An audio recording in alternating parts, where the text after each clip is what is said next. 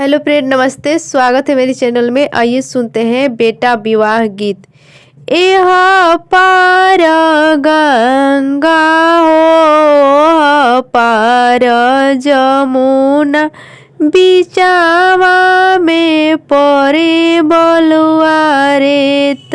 एह पार गंगा हो पार जमुना, बिचावा में परे बलुआ रेत।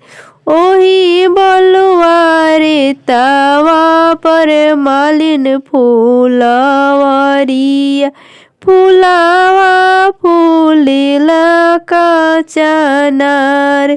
ओही बलुआ रेतावा पर मालिन फूलवरिया, फूलावा फूलेला का चनार।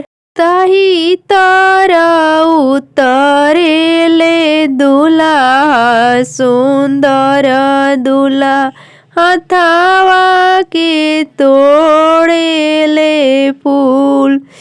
ताही तारा उतरेले दुल्हा सुंदर दुल्हा, थे तोड़े फूलावा की गछ। सभावा में बैठे हो पापा हो अपन पापा, मालिनी और ले आय।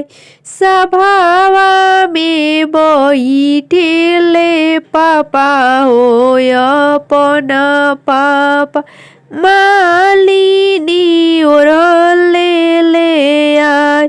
अरे बड़ी जनाए साहेब अपन दुलरुआ, हथावा तोड़ेला फूलावार।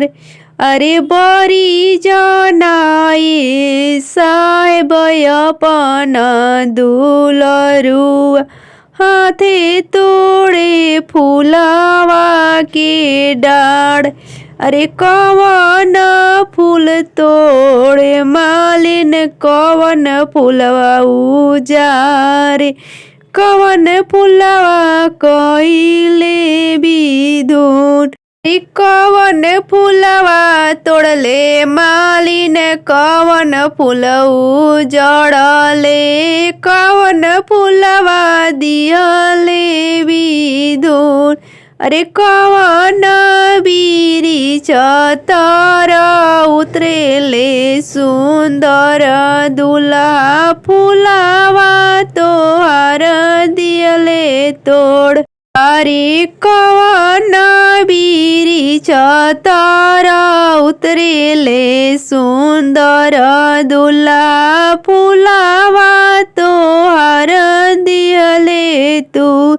अरे बेली फूल तोड़ले, चमेली फूल तोड़ले, चंपा फूलवा दिहले उजार। अरे बेली फूलवा तोड़ले, चमेली फूलवा तोड़ले, चंपा फूलवा दिहले उजार। जाओ जाओ मालिनी अपना महलिया, बगिया देबो तोर सिंचाई। अरे जाओ जाओ मालिनी अपने महलिया, बगिया देबो सिंचाई। अरे बेला फूल लगैबो मालिन, चमेली फूल लगैबो, फूलावा हम देबो सब लगाई। अरे बेला फूल लगैबो मालिन, चमेली फूल लगैबो, सब फूलवा देबो हम लगाई। अरे ऐसन फूलवा सिंचैबो रे मालिनिया, फूलवा फूलैहे का चनार।